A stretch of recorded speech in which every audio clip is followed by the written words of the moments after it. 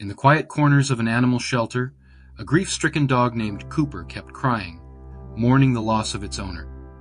The family members, burdened by their own grief, had reluctantly left him in the shelter, unaware of the heart-wrenching cries echoing in the lonely nights. One day, as the sympathetic vet read the tag on Cooper's collar, a look of shock crossed their face. How could Cooper's previous owners have missed this? Dr. Green wore his gloves as he slowly approached the corner where the dog was curled up. Coaxing it with treats, he knew he just had to get another look at that collar. As Cooper moved to take the treat, he read what it said again. "Oh my God," he muttered as he saw it, immediately calling over one of his assistants. Had he read that right? It wasn't just Cooper's owner's name that he had read, but something else as well. Mary, one of his veterinary assistants, ran into the room, alarm clear on her face. "What's wrong, Dr. Green?" she asked, looking from him to Cooper, who was still curled up in the corner. "Yeah, it's just...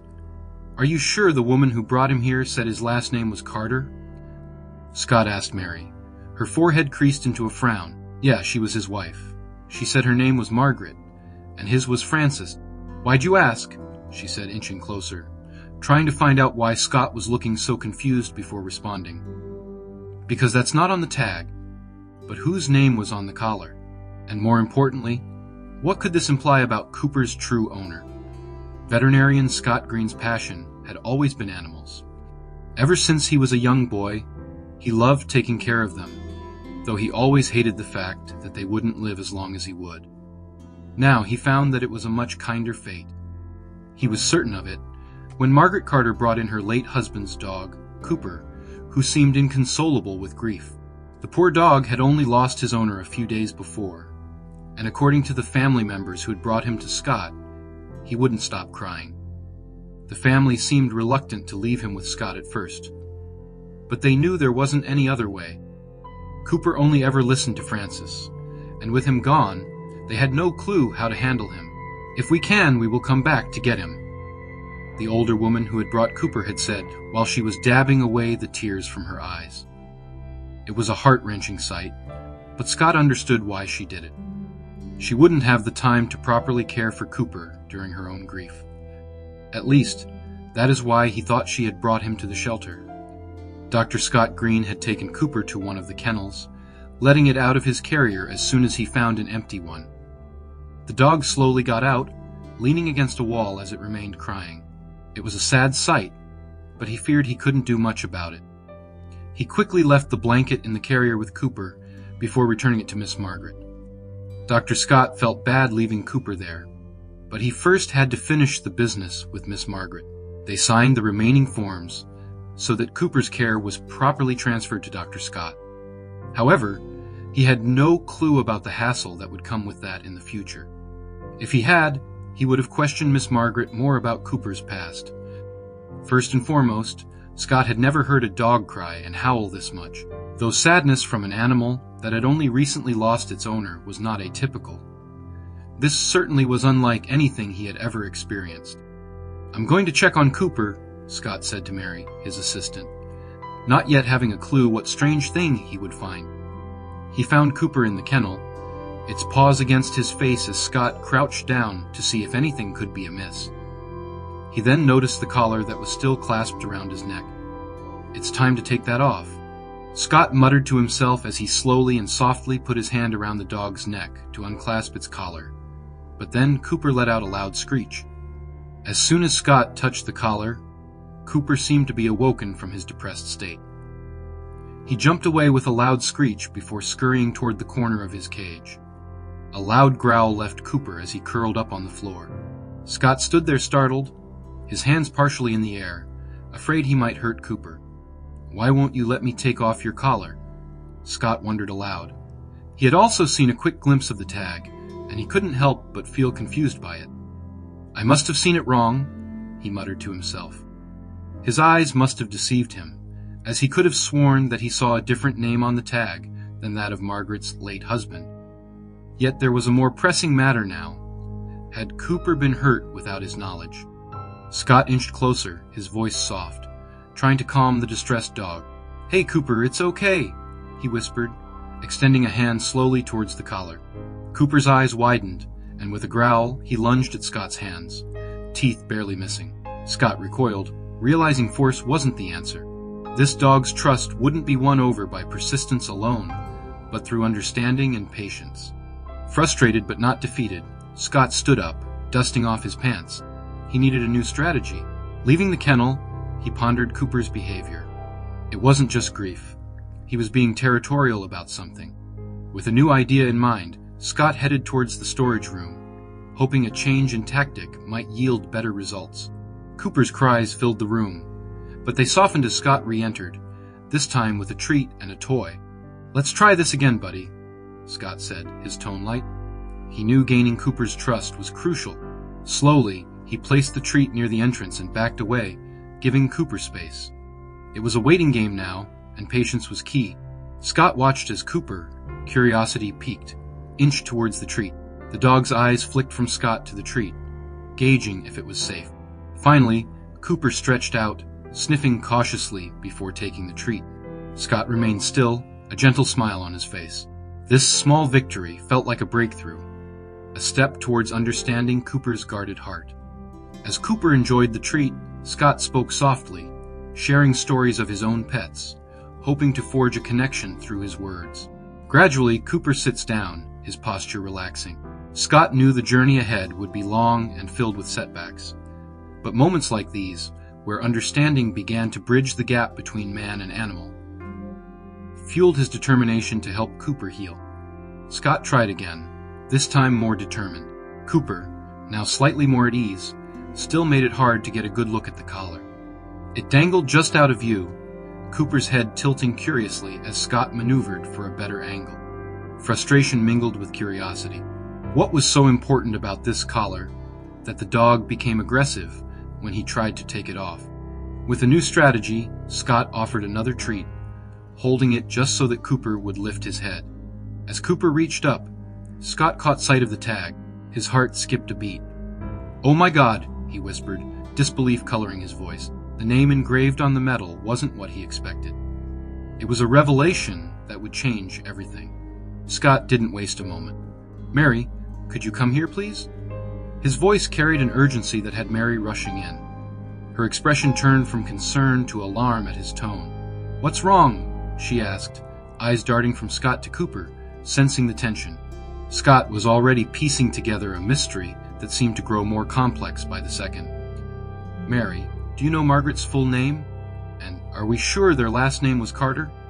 Scott's questions came rapid fire, his mind racing with possibilities. Mary looked taken aback, confusion written all over her face. "I'll have to check the paperwork." "Why, what's wrong?" she asked, curiosity piqued by Scott's intense focus. "That name isn't on the tag," Scott replied, his voice a mix of confusion and concern. Mary's eyebrows shot up in surprise. "Not on the tag? Then who?" She stopped, realizing the implications. "I'll check right now," she said, turning on her heel. The mystery of Cooper's real owner was unfolding, and the pieces were just beginning to come together. Scott tried really hard to make out the name on that worn-out collar, but it was like trying to read a message scratched into a school desk, mostly impossible. It also didn't help that Cooper was moving around for the treat, and he couldn't get a clear view. Frustration was kicking in big time. It felt like this collar was the key to it all, yet he couldn't understand a word it said. Mary popped back in with a look that said she had news. "Yep, they're Carters through and through. Names Margaret Elizabeth Carter, Mason and Francis Antonius Carter," she confirmed. Scott's brain did a somersault. How could the tag and what Mary said be so out of sync? It was like trying to fit a square peg in a round hole. Something was off, and nothing seemed to add up. Seeing Cooper all cozy and protective over his collar, Scott just couldn't bear to take it away from him. It was clear that the collar meant the world to Cooper, like a kid with their favorite blanket. So Scott backed off, deciding not to stir the pot. He closed Cooper's cage, hoping he would be all right alone. Regardless, he had bigger fish to fry anyway. Back at his desk, Scott turned detective, diving into Cooper's files like he was searching for buried treasure. Each visit to the clinic was a clue, leading him closer to the answer he so desperately sought. The address of the Carters was his next stop on this treasure hunt. to find out what was really buried there. With a mystery to solve, Scott knew he had to hit the road and get some answers face to face. Leaving Cooper behind, he set out for the Carters, feeling a bit like a detective in a TV show, minus the cool soundtrack. He was a man on a mission to crack the case without freaking Cooper out any more than necessary. Before dashing off, Scott caught Mary and Yara's attention. "Gonna step out for a bit," he said. "Ring me if anything pops up, all right?" They nodded, used to Scott's sudden dashes by now. With a final check to ensure everything was okay at the clinic, he headed out, feeling like he was about to unravel a big secret. Settling into his car, Scott punched in Miss Margaret's address into his GPS. The caller's mystery was like a puzzle piece stuck in his head, refusing to fit anywhere.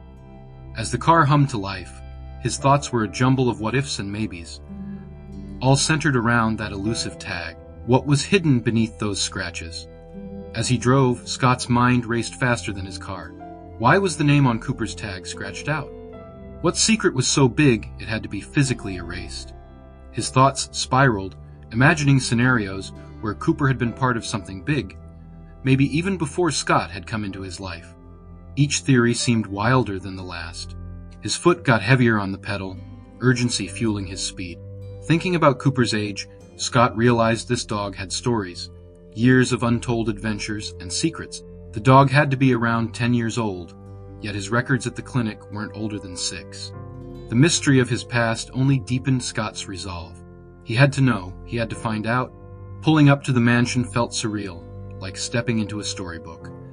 The Carter mansion loomed, grand and silent, holding secrets within its walls. Scott parked, his heart thumping with a mix of nerves and excitement. He approached the front door, knocking with a determination fueled by the need to understand Cooper's past. The door creaked open, and there stood a woman, clearly not Margaret. Scott, a tad thrown off, quickly explained, "Hi, I'm here about Cooper, Margaret's dog. I really need to talk to her." His voice carried a mix of hope and urgency, hoping this stranger would understand the weirdness of his visit. "Oh, Mom's not here right now," the woman, revealing she was Margaret's daughter, said. Her tone was warm, despite the surprise visit. "But maybe I can help," she offered. Scott felt a bit awkward, thrown into this unexpected situation. But the offer was too good to refuse. Maybe this was the break he needed. Feeling out of his element, Scott hesitated before asking, "Could I look at some family photo books? Maybe from around 6 years ago? I'm looking for something about Cooper." The request felt odd even to him, but Jane didn't seem to mind.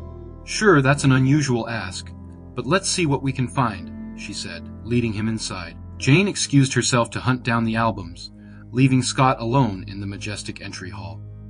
He couldn't help but look around, absorbing the grandeur and history of the place.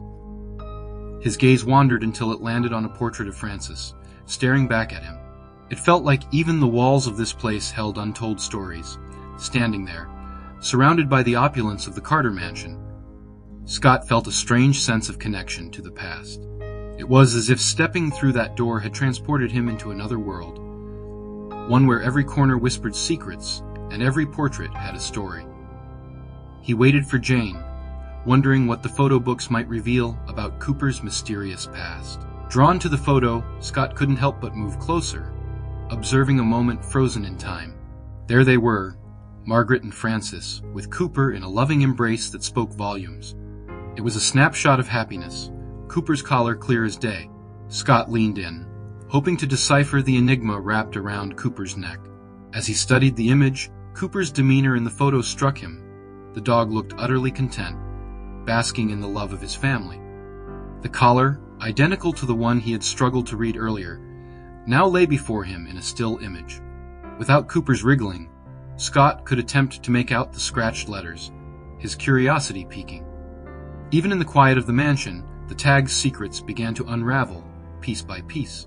The letters Scott could make out didn't match up with either Francis or Margaret's names. This revelation deepened the mystery, pulling Scott further into the web of Cooper's past. What was the real story behind that collar?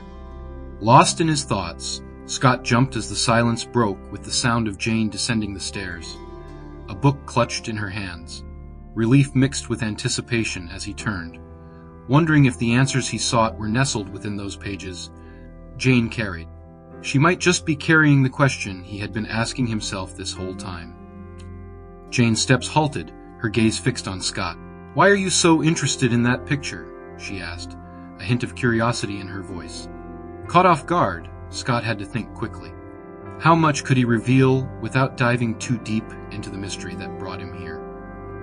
He wanted to think of a quick lie, but instead decided on something different, the truth.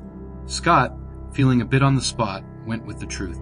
"I'm just really caught up in Cooper's story, especially how he's been since losing Frances," he said, scratching his back. Jane's expression softened, a shadow of sadness crossing her face. Scott quickly added, "I'm really sorry for your loss, too."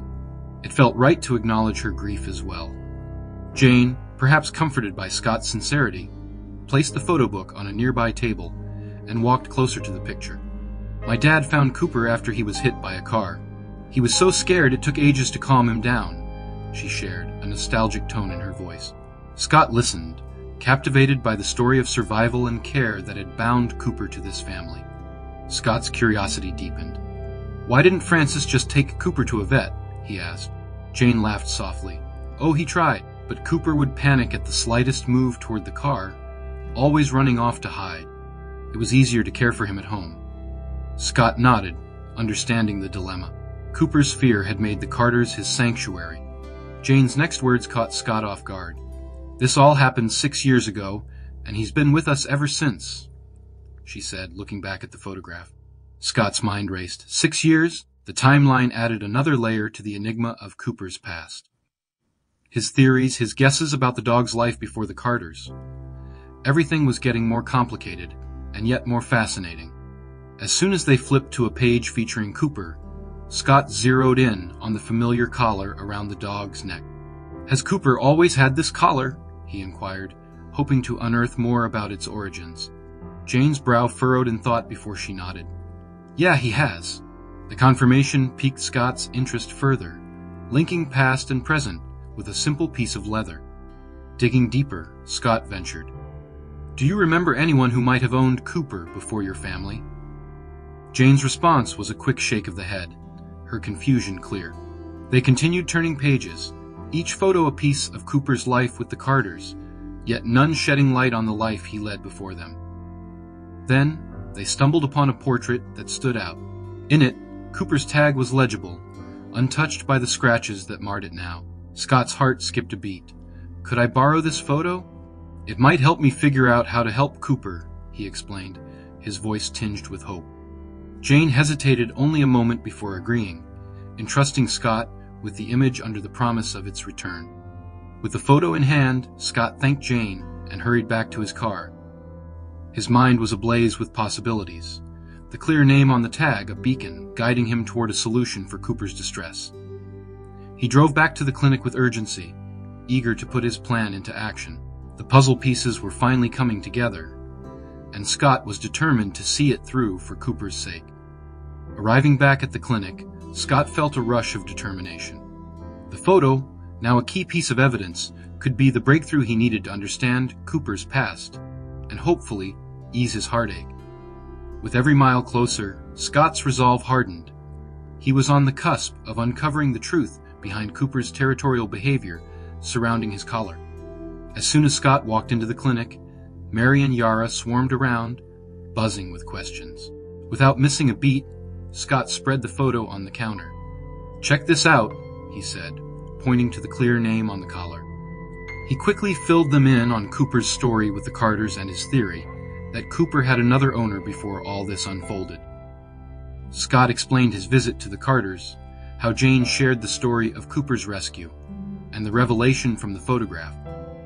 "It says Emily Harrington here," he pointed out, suggesting that Cooper's attachment to the collar might stem from his time as a young dog with Emily. Mary and Yara leaned in closer, intrigued by the unfolding mystery. Turning to his computer, Scott typed in the name with a mix of hope and anticipation.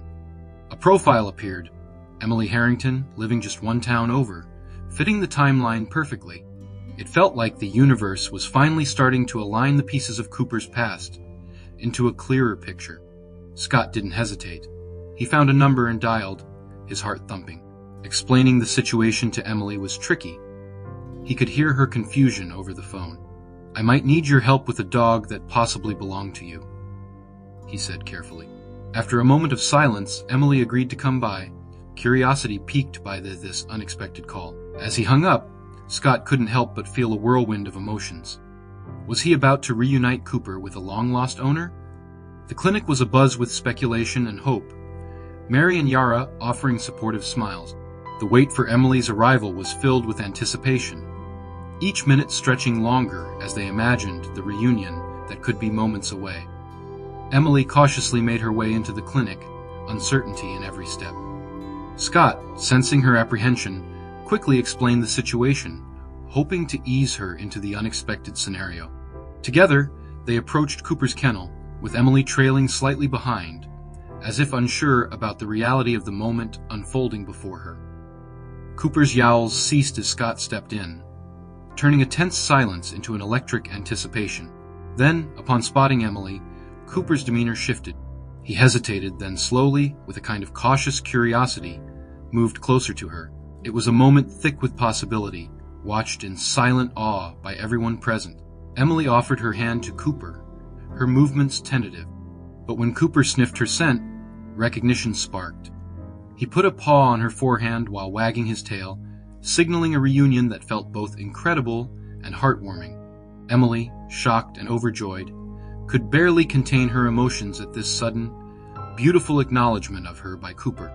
With tears streaming down her face, Emily shared the heart-wrenching story of losing Cooper during a family move 6 years ago. Her words painted a picture of a frantic search, the pain of separation, and the eventual heavy-hearted acceptance of his loss. Scott listened, deeply moved by her attachment and the sheer fate that brought them back together. Their heartfelt reunion was abruptly paused by Yara's entrance. She announced that Margaret Carter was at the clinic, visibly upset about the photo Scott had taken. The atmosphere tensed, readying for the implications of Margaret's arrival and the delicate conversation that would surely follow, intertwining the past and present of Cooper's journey. Emily and Scott, with mixed feelings, approached the front where Margaret stood, her expression a complex mix of grief and confusion. As Emily and Margaret met, the air was initially charged with uncertainty. However, as they shared their stories, a surprising warmth blossomed between them. The conversation, filled with shared memories of Cooper, turned from awkward to heartwarming, bridging gaps between past and present.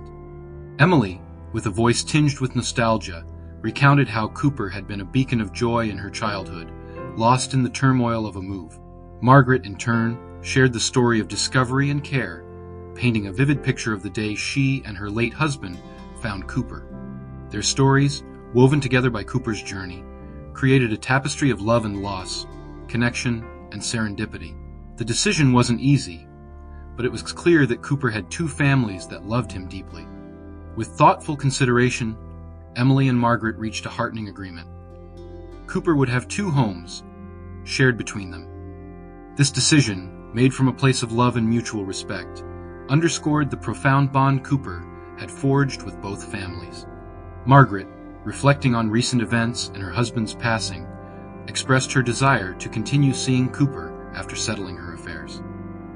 Her words, filled with a mix of sorrow and hope, resonated with everyone present.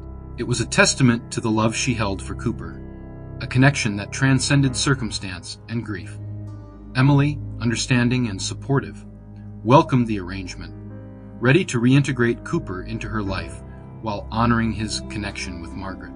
Scott watched the unfolding agreement with a sense of fulfillment, grateful for the role he had played in mending hearts and bringing about a resolution that felt like a true celebration of Cooper's incredible journey through life.